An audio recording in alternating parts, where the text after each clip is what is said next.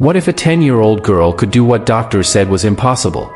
In a quiet park on an ordinary autumn day, a wheelchair-bound businesswoman meets a little girl with a big heart and an even bigger belief in miracles. What starts as innocent childlike faith soon becomes something much more powerful. This isn't just a story of physical healing, it's about the rebirth of hope, resilience, and connection. You're about to witness how one little girl's determination reignited the spirit of a woman who thought her future was over. Prepare yourself, this story will stay with you long after it ends. It was just another quiet autumn afternoon in the park. The leaves gently drifted to the ground, painting the world in gold. Anna Petrovna, a strong and determined woman in a wheelchair, was rolling slowly down a familiar path, lost in her thoughts. A devastating car accident 3 years ago had changed her life forever. The doctors had said she would never walk again, and Anna believed them. Though she remained strong for others, she had buried her last flicker of hope deep within. Until that day. A little girl named Masha, with bright eyes and a heart full of wonder, approached her. With the purest innocence, she asked, "Can I make you walk again?" What started as a child's whimsical idea soon unfolded into something extraordinary. Masha, inspired by the wisdom of her grandmother, a former rehabilitation nurse, shared techniques, motivation, and most importantly, unwavering belief. At first, Anna laughed. But something in Masha's voice, something in her eyes, felt different. Day after day, the little girl returned. Together, they exercised, they laughed, and they shared stories.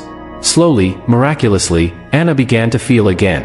This isn't just a story about physical recovery. It's about the healing power of belief, of kindness, and of human connection. It's about how one child's faith rekindled a woman's lost hope, and led her back to life. It was a quiet autumn afternoon in the city park. Golden leaves drifted gently onto the paved path, forming a soft, rustling carpet under the feet of the occasional passerby. The air was crisp, filled with the earthy scent of fall. Anna Petrovna slowly wheeled her chair along the familiar trail, soaking in the tranquility that came with the season. At 58, Anna Petrovna was a woman of determination. The owner of a successful company, she was used to solving problems swiftly and decisively. But 3 years ago, a devastating car accident had changed everything. The doctors all said the same thing: the spinal cord damage is irreversible. She will never walk again. Anna had learned to live with this harsh reality. She had adapted her home, continued to run her business remotely, and carried on. But deep within her, a fragile ember of hope still flickered, one she carefully ignored, afraid of the pain it might bring if stirred. On that quiet day, her solitude was broken by a child's voice. "Excuse me, Auntie." Anna Petrovna looked up and saw a little girl, around 10 or 11 years old. Her blonde hair was neatly braided, and her oversized gray coat hinted at a hand-me-down. Her wide blue eyes held a seriousness far beyond her years. "Yes, sweetheart," Anna replied. "My name is Masha," the girl said shyly. "What's your name?" "I'm Anna Petrovna." "It's nice to meet you, Masha." There was a pause as the girl collected her thoughts. Then she said something that made Anna freeze. "I can make you walk again." Anna couldn't help but laugh, not cruelly, just in startled amusement at the innocent boldness. "Oh, Masha, darling," she said gently, "the doctors say that's not possible. My spine is damaged." "But you just have to believe," Masha interrupted with quiet insistence. "And you need to do special exercises. Every single day." Anna blinked. "What kind of exercises?"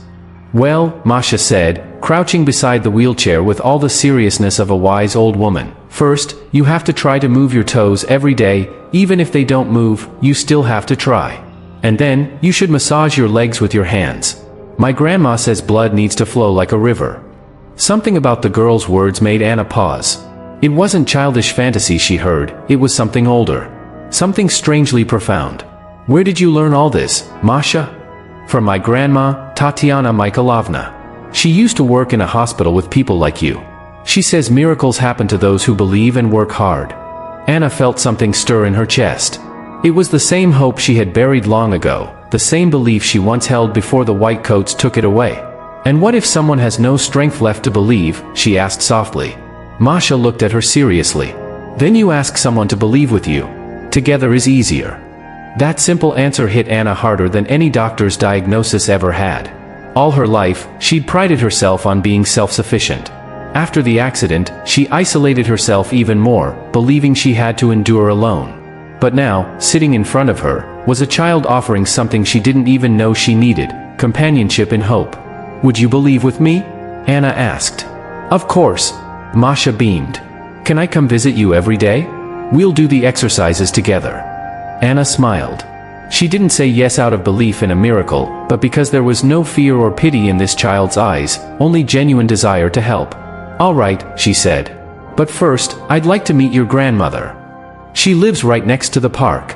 Masha clapped her hands. "Let's go."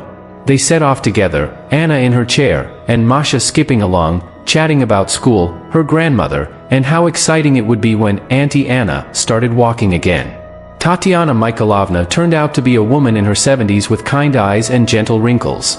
She met them at the gate as if she had known they were coming. "Masha told me everything," she said with a warm smile. "And I see she's convinced you." "I honestly don't know what made me say yes," Anna admitted.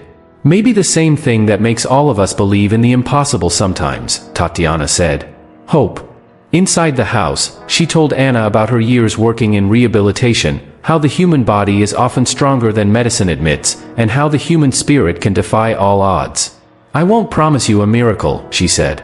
"But I know from experience, with consistent effort, daily massage, and a heart that doesn't give up, amazing things can happen.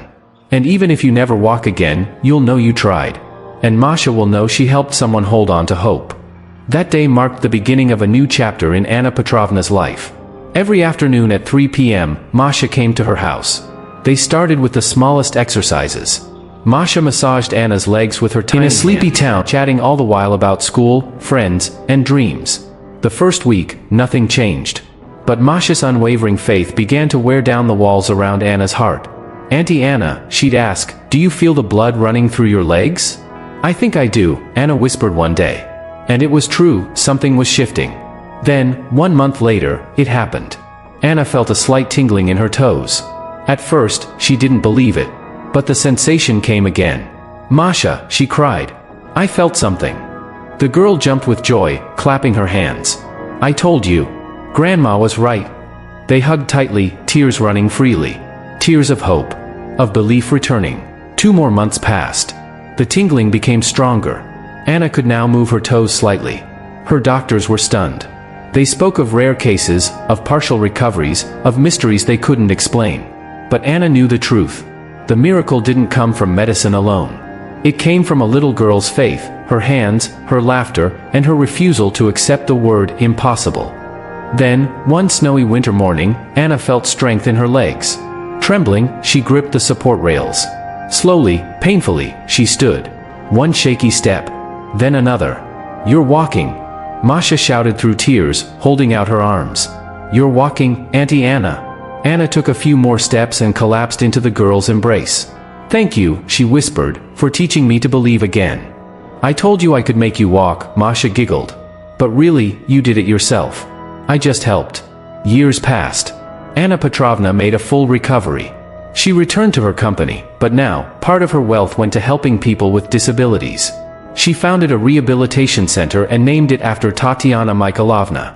It became one of the finest in the country. Masha grew up and became a doctor, inspired by the lessons of her childhood. Lessons about the power of belief, the magic of compassion, and the miracles born from love. On the day of the center's anniversary, Anna gave a speech to the gathered crowd. "I want to tell you a story," she said, "about a little girl who once told me, 'I can make you walk.' At the time, I laughed. But she was right. She didn't heal my body, she healed my spirit.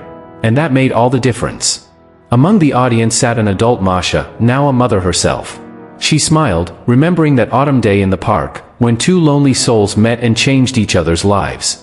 Sometimes, miracles come in the simplest forms: a child's belief, a grandmother's wisdom, a quiet refusal to give up. And in those moments, the impossible becomes possible, and hope finds its way home. If this story moved you, don't keep it to yourself. Share it with someone who needs a spark of hope today. Subscribe for more true stories that remind us of the magic of the human spirit. Leave a comment below. Have you ever witnessed a real-life miracle?